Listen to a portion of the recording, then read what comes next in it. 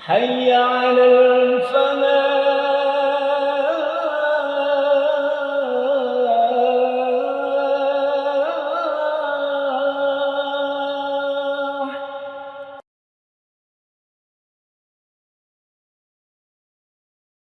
Assalamualaikum warahmatullahi wabarakatuh.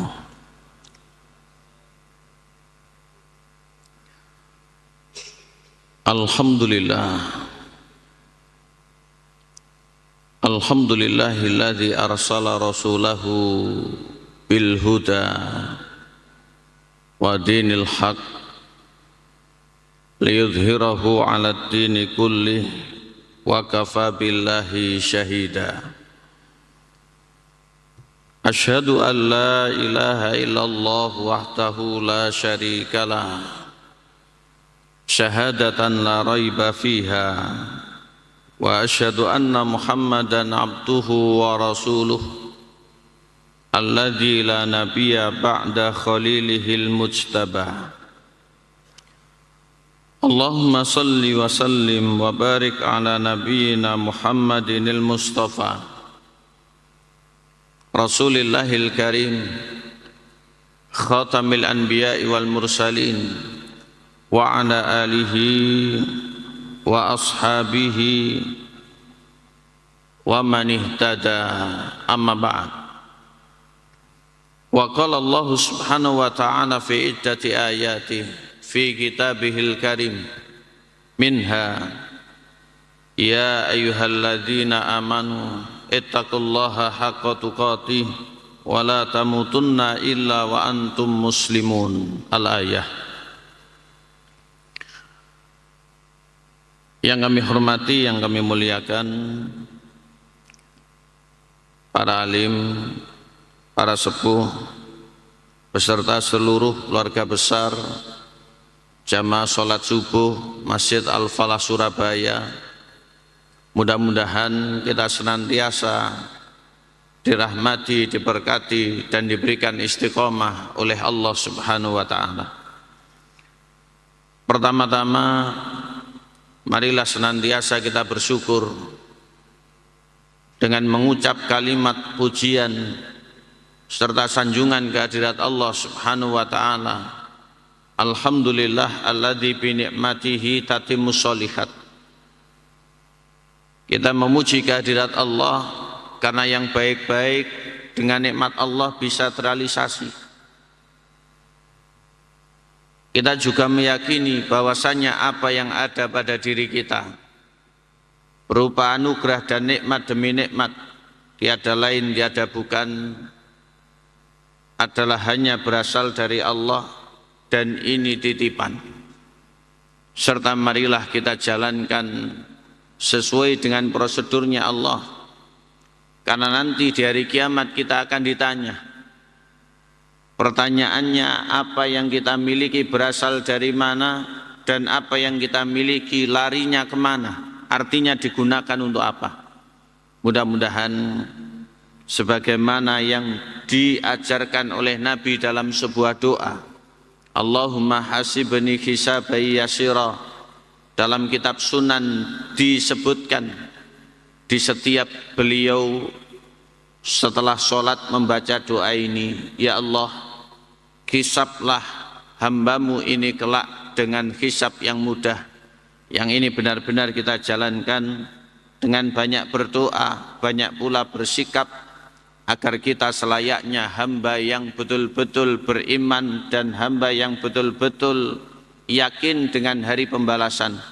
Segala sesuatunya akan menjadi pertanyaan, maka marilah untuk kita bersyukur, tidak ada jalan yang lain, dan inilah jalan kebahagiaan fid dunya wa fil akhirah. Allahumma amin. Yang kedua, kita bersolawat untuk Nabi salawatullahi wassalamuhu alaihi.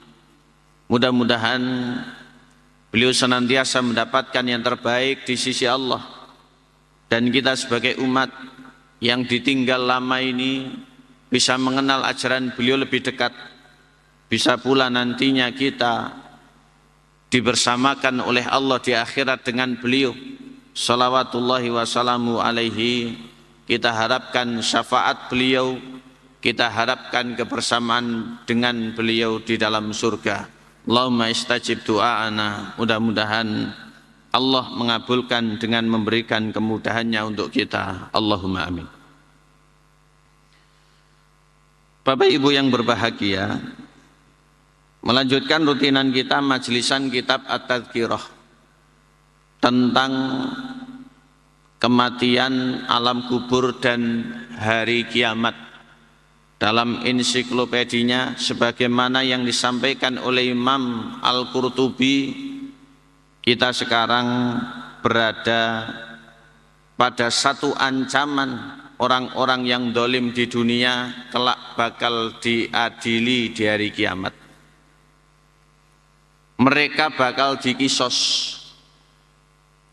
Artinya bagi mereka yang menjadi korban sehingga saat ini masih ada haknya yang hilang, tidak perlu berkecil hati, tidak perlu pula mereka untuk gusar.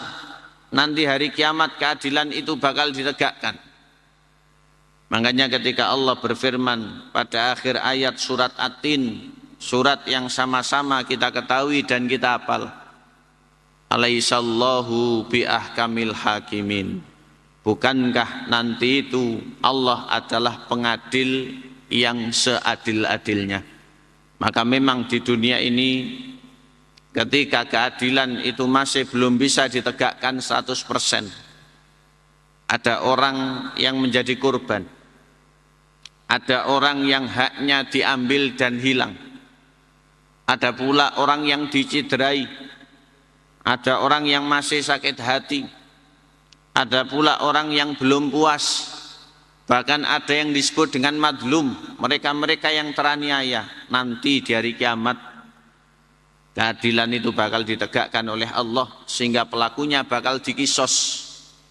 Kebaikan di dunia yang diambil oleh orang akan dikembalikan, hak-hak yang belum diambil atau diselesaikan di dunia bakal ditunaikan dengan lunas. Maka ini adalah peringatan bagi para pelaku atau orang-orang yang masih bertindak aniaya, yang masih bergelimang dengan kedoliman. Mudah-mudahan Allah memberikan kesadaran bagi mereka, dan di dunia ini kita dijadikan oleh Allah termasuk orang-orang yang jauh dari kata zalim, jauh pula dari kata dizalimi. Allahumma amin. Dalam kitab disebutkan sebuah hadis Bapak Ibu, sebagaimana di bab yang ke-80 itu ada hadis yang sahih diriwayatkan oleh Imam Muslim. Abu Hurairah radhiyallahu an menyebutkan sabda Nabi, sabda Rasulullah, la tu'addul huquqa ila ahliha yaumal qiyamati hatta yuqada lisyatil jalka'i ila syatil qarna. Nanti pada hari kiamat benar-benar hak itu akan dikembalikan kepada pemiliknya. Hari kiamat itu hak benar-benar akan dikembalikan kepada pemiliknya. Sampai-sampai kambing yang bertanduk yang disebut dengan jalka, kambing kan ada yang bertanduk, maka akan diambil haknya bila mengambil dari kambing yang tidak bertanduk. Jadi yang tidak bertanduk yang disebut dengan jalka itu akan bisa mengambil haknya kalau di dunia dia didolimi atau diperlakukan jahat oleh kambing yang disebut dengan kornak. Hadis diriwayatkan oleh Imam Muslim. Makanya sabda Nabi sekali lagi, la tu'addunal huquqa ila ahliha yaumal qiyamati hatta yuqada lisyatil jalka minasyatil qarna.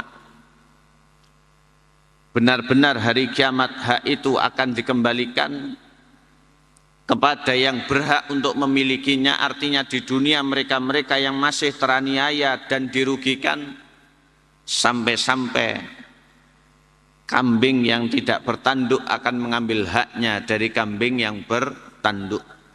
Dan ini secara tersirat mengindikasikan kepada kita, yang tidak bertanduk itu adalah yang lemah. Biasanya yang lemah itu menjadi korban.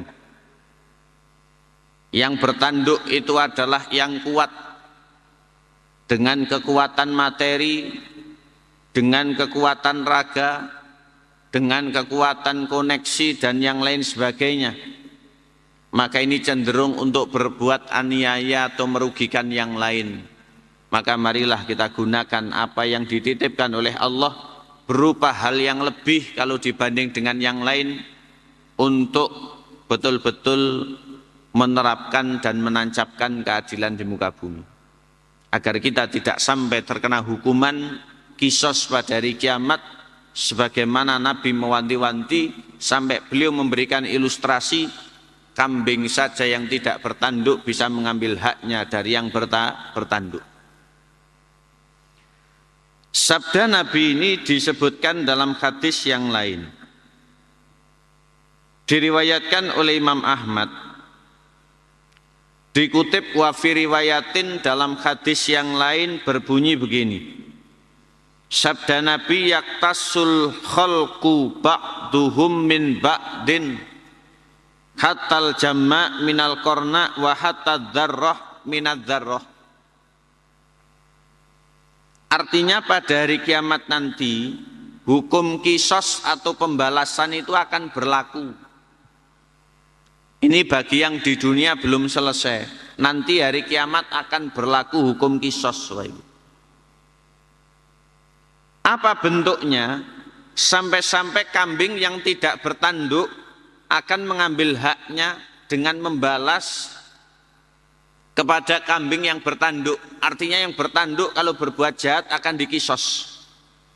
Sampai-sampai semut merah yang kecil akan mengambil haknya dari semut yang lainnya. Artinya semut yang lebih kuat atau yang lebih mematikan dibanding semut tersebut. Ini keadilan Allah subhanahu wa ta'ala. Makanya ketika ada ayat terakhir dalam Quran surat An-Naba di awal juz Amma itu kan Allah mewanti-wanti.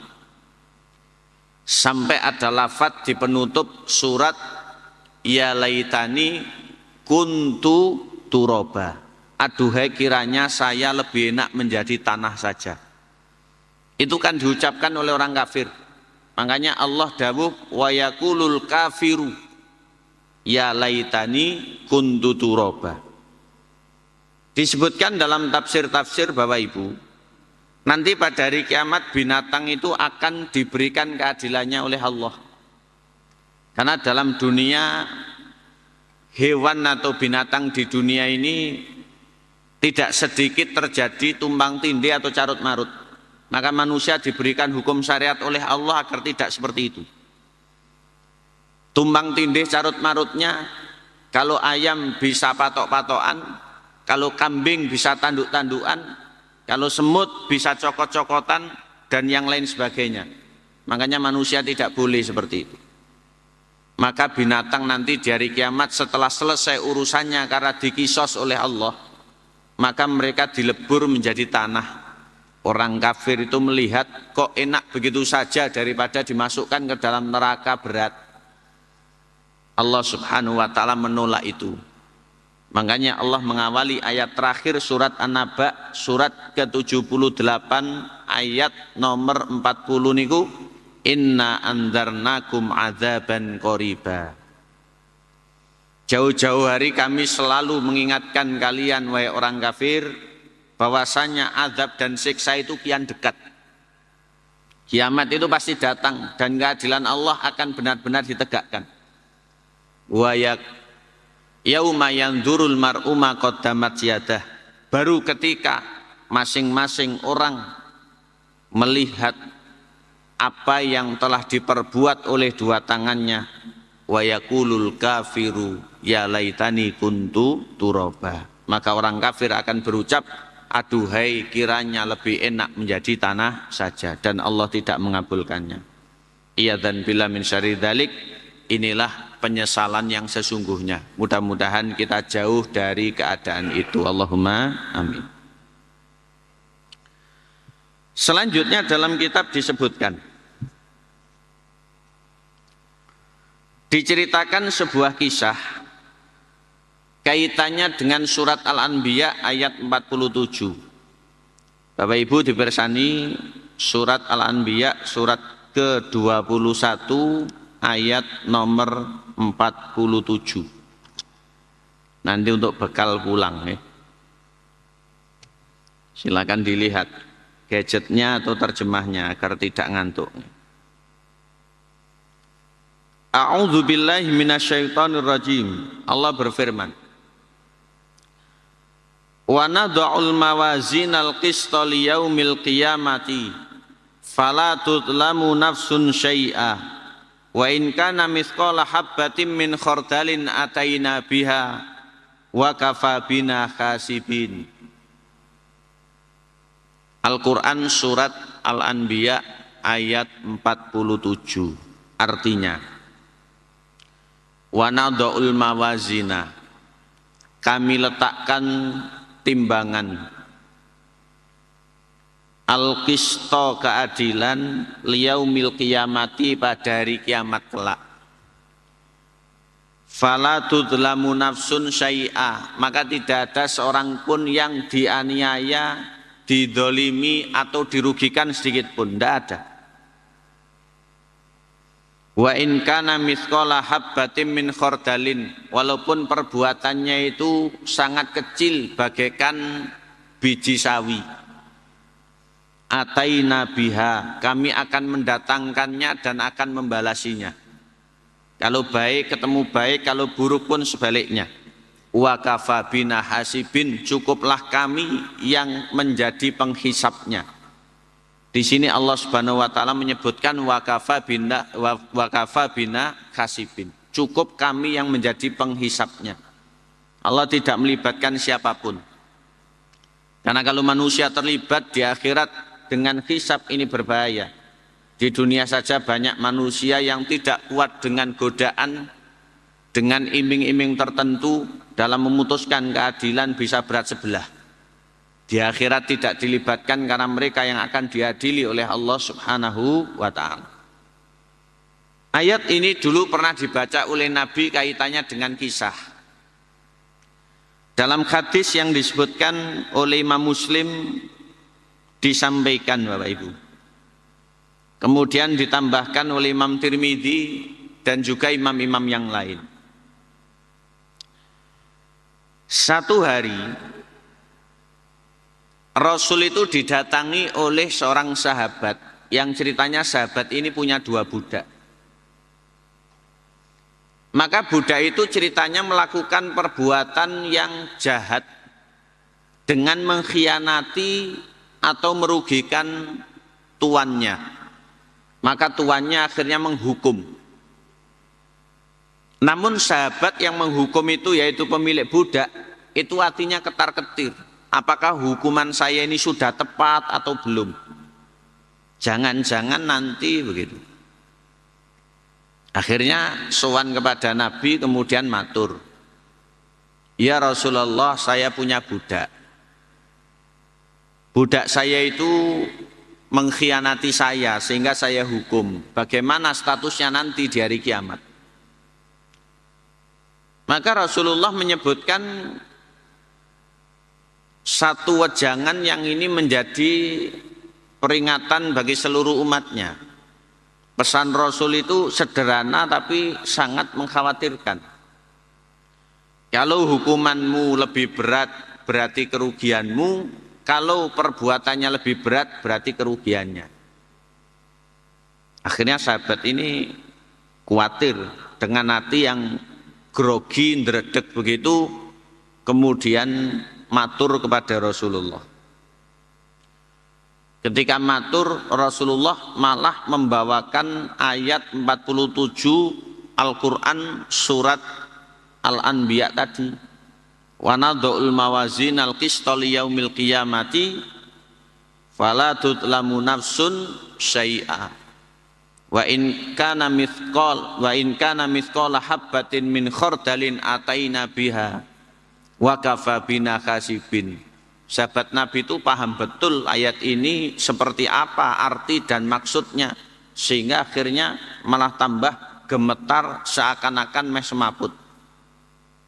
Kemudian matur kepada Nabi, ya Rasul, sudah jenengan saksikan 2 budak saya itu saya merdekakan, biar dia mau kemana dan berbuat apa sudah, daripada nanti di akhirat saya malah dihukum oleh Allah, karena ketika menghukum itu lebih dari perbuatan yang dilakukan oleh budak saya. Ini adalah orang beriman, Bapak Ibu. Ketimbang nanti urusannya berbelit ribet di akhirat, lebih baik di dunia segera diselesaikan. Mudah-mudahan kita bisa meneladani seperti itu. Allahumma amin. Selanjutnya, dalam kitab disampaikan oleh Imam Al-Qurtubi ada sebuah kisah tentang orang yang dinamakan dengan orang muflis. Orang muflis yang dalam bahasa kita adalah orang yang bangkrut. Sebagaimana ini tertera dalam hadisnya Imam Muslim, Abu Hurairah menyampaikan hadis ketika duduk-duduk begini, Nabi tiba-tiba bertanya, atadruna mal muflis? Apakah kalian tahu siapa orang yang bangkrut itu? Ketika ada pertanyaan seperti itu, Nabi meminta para sahabatnya untuk berpikir, kira-kira dalam benak mereka bangkrut itu seperti apa? Maka sahabat menjawab, al-muflisu fina man la dirham lahu wala mata. Rasul, orang yang bangkrut itu ya orang yang diantara kita tidak punya apa-apa. La dirham lahu, tidak punya uang, wala mata, tidak punya harta atau kekayaan. Salah napa betul nih, Pak? Ini betul. Artinya kalau menurut kacamata manusiawi dan itu duniawi, ya betul. Bangkrut itu tidak punya apa-apa. Bahkan kalau melakukan sesuatu yang menjadi simpanan atau hartanya itu keseret katut. Bangkrut itu seperti itu. Ketika para sahabat memahami bangkrut di dunia seperti itu, Nabi mengarahkan kepada akhirat. Ternyata di akhirat itu ada bangkrut. Dan ini berbahaya. Makanya disabdakan oleh beliau itu adalah antisipasi agar sahabatnya dan umatnya itu tidak bangkrut di akhirat. Karena kalau di dunia itu semuanya masih bisa diulangi selama masih hidup. Tapi kalau sudah di akhirat tidak bisa lagi. Tinggal kerugian dan penyesalan yang berkepanjangan. Nabi kemudian bersabda, innal muflisa min ummati. Sejatinya orang yang bangkrut dari kalangan umatku. Berarti ada orang Islam yang bangkrut. Ya'ti yaumal qiyamati bi sholatin wa siyamin wa zakatin. Nanti pada hari kiamat orang itu datang menghadap Allah dengan bertumpuk-tumpuk pahala.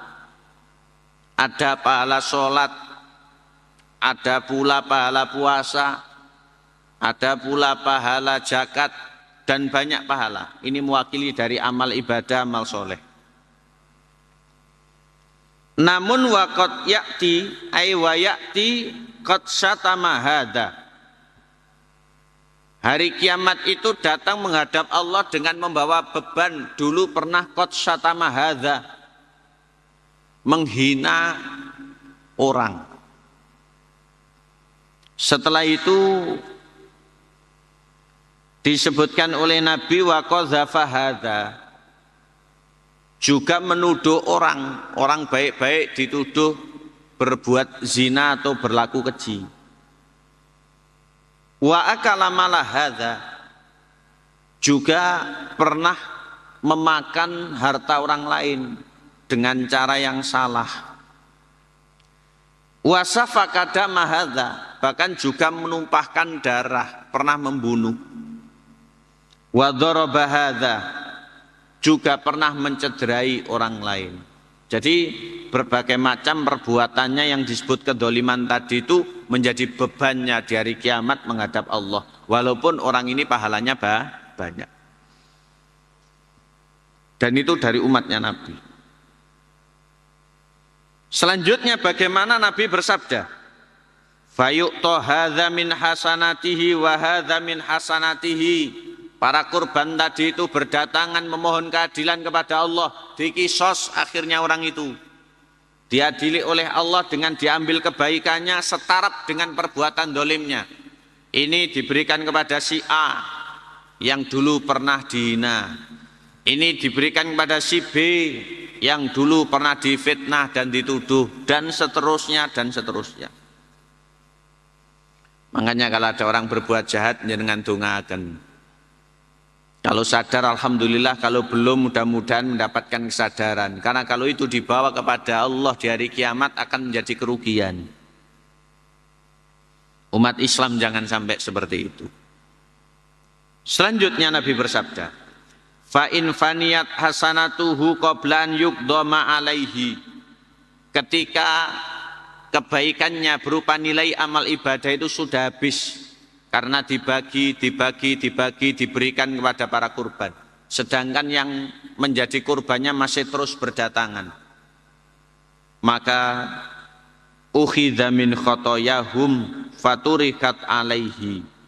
Diambil dosa-dosa kurbannya yang masih ada itu ditimpakan kepada orang tadi ketika kebaikannya sudah habis. Akhirnya summa turika finnar, tinggallah dia memikul dosa, tidak punya pahala, akhirnya disungkurkan masuk ke dalam neraka. Naudzubillah min syarri dzalik. Naudzubillah summa naudzubillah. Asale banyak pahala karena ibadahnya banyak, akhirnya malah berubah menjadi dosa karena diadili oleh Allah melakukan banyak sekali kedoliman, merugikan orang lain di dunia. Mudah-mudahan kita bukan termasuk golongan mereka. Bapak Ibu yang kami hormati, ketika Imam Qurtubi menyampaikan tentang hadis-hadis tadi, beliau masih menyampaikan beberapa riwayat lagi. Di antaranya beliau mewanti-wanti. Sebagaimana diriwayatkan oleh para ulama, yaitu diantaranya hadis yang disebutkan oleh Imam Abu Nu'aim dalam kitabnya Khilyatul Auliya. Baginda Nabi SAW pernah menyebutkan sebuah hadis, dan hadis ini diriwayatkan oleh para sahabat. Diceritakan kisahnya, ada seorang tabi'in yang bernama Zadzan atau biasa dipanggil dengan Abu Umar. Kemudian mendekati Ibnu Mas'ud dan berkata, "Wahai Ibnu Mas'ud, engkau adalah sahabat Nabi. Karena saya bukan orang Arab, bolehkah saya mendekat untuk lebih mendengar apa yang terjadi dalam pembicaraan itu?" Karena orang ini belum paham. Kemudian Ibnu Mas'ud berkata kepadanya, ketika sudah mendekat dengan keadaan yang begitu dekat sekali, seakan-akan tidak ada pembatas, Ibnu Mas'ud itu berkata dengan memberikan kisah. Dikisahkan bahwasannya pada hari kiamat nanti malaikat akan mengambil tangan seorang hamba sehingga berdiri tegak di hadapan seluruh makhluk, baik makhluk sebelumnya maupun makhluk setelahnya yang itu diadili oleh Allah. Kemudian dikatakan dengan suara yang keras, ini adalah Fulan bin Fulan, maksudnya ini adalah si A. Maka barang siapa yang masih mempunyai hak darinya, artinya dia pernah mendolimi orang, datanglah kemari, ambillah haknya. Kemudian datanglah seorang wanita. wanita tersebut merasa senang karena di dunia pernah didolimi oleh orang itu. Kemudian dibacakan satu ayat pada Al-Quran surat Al-Mu'minun, surat yang ke-23 ayat 101. Kita lihat surat Al-Mu'minun pada ayat 101. Allah tabaraka wa ta'ala berfirman, فَإِذَا نُفِخَ فِي الصُّورِ فَلَا أَنْسَابَ بَيْنَهُمْ يَوْمَئِذٍ وَلَا يَتَسَاءَلُونَ. Pada hari ditiupnya sangkakala, maka tidak ada pertalian sedikit pun di antara mereka dan mereka tidak saling bertanya. Jadi nasab-nasab itu tidak berguna. Maksudnya nufikha fis-sur, ditiupnya sangkakala itu tiupan yang keberapa? Yaitu tiupan kebangkitan, tiupan yang kedua. Ketika kehadiran Allah bakal ditegakkan menuju hari penghisapan, itu tidak berguna apapun. Disampaikan demikian. Maka kemudian dilanjutkan.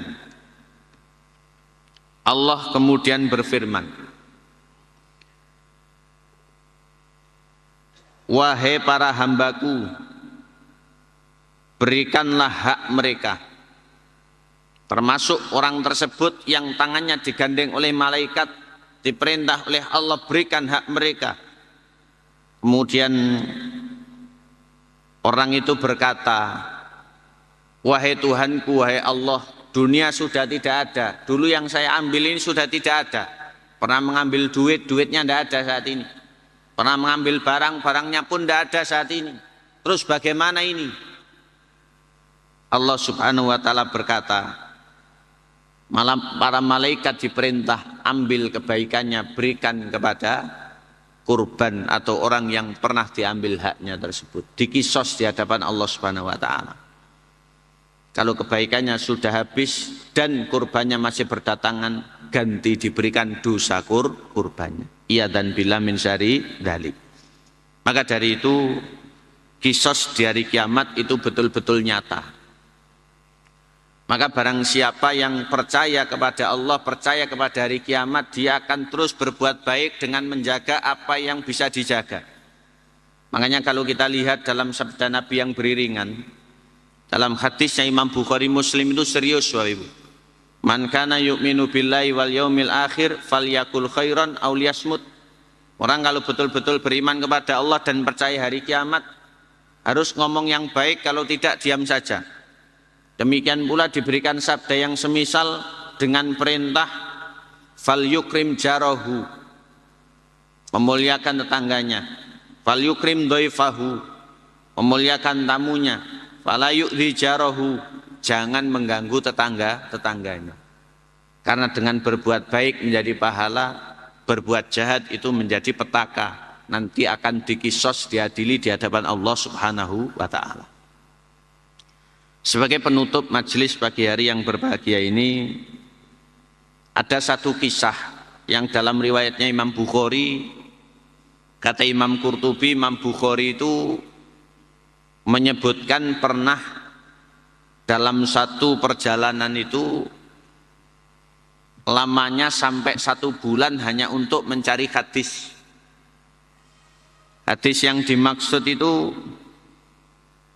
adalah hadis yang berasal dari Abdullah bin Unes, yang mana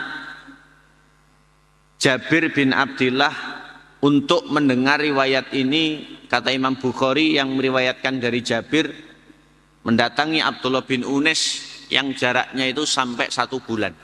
Sehingga orang dulu itu perjuangannya untuk menuntut ilmu atau mendapatkan kebenaran itu dengan jerih payah.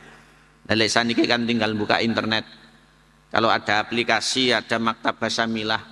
Kalau yang praktisnya ada Mbah Google. Ini ulamanya jenengan. Biasanya di situ ketika diketik baru muncul banyak. Apalagi sekarang ada macam-macam itu lagi yang ketika diketik nanti muncul dengan deskripsinya. Kata Imam Bukhari butuh waktu 1 bulan untuk bisa mendengar hadis ini dari Jabir bin Abdullah. Apa hadisnya? Nabi Shallallahu Alaihi Wasallam menyampaikan dengan penyampaian yang sangat mengerikan. Artinya sahabat yang mendengarkan itu serius, kemudian sahabat itu merasa ketakutan. Kata Abdullah bin Unes, diriwayatkan dari Jabir dari Rasul Shallallahu Alaihi Wasallam, yusyarullah ayyasyurullahul ibad yaumal qiyamati au qala annas ghurlan, uratan ghurlan buhman. Pada hari kiamat nanti Allah akan mengumpulkan manusia dalam keadaan uratan, tidak berbusana. Kemudian ghurlan, tidak berkhitan. Kemudian buhman. Buhman itu tidak membawa apa-apa. Satu lagi disebutkan hufatan, tidak beralas kaki. Maka para sahabat bertanya, wa ma buhman ya Rasulullah? Apa itu yang dimaksud buhman wahai Rasul? Rasul menjawab, laisa ma'ahum syai'. Buhman itu tidak bawa apa-apa sebagaimana lahir dari ibu dahulu dalam keadaan seperti itu. Maka kemudian summa yunadi bisautin yasma'uhu min bu'din kama yasma'uhu man qarubah. Anad dayan anal malik layam bagi li ahadin min ahli nari an yadkhulan nar walahu inda ahadin min ahli jannati hakun hatta akussahu minhu. Walayam bagi li ahadin min ahli jannati an yadkhulal jannah wa li ahadin min ahli nari indahu hakun hatta akussahu minhu hatta lamtoh. Buhman itu tidak membawa apa-apa, kemudian terdengar seruan yang keras, anad dayan anal malik, akulah yang maha memberikan balasan, akulah penguasa yang sebenarnya. Ini firman Allah Subhanahu wa ta'ala.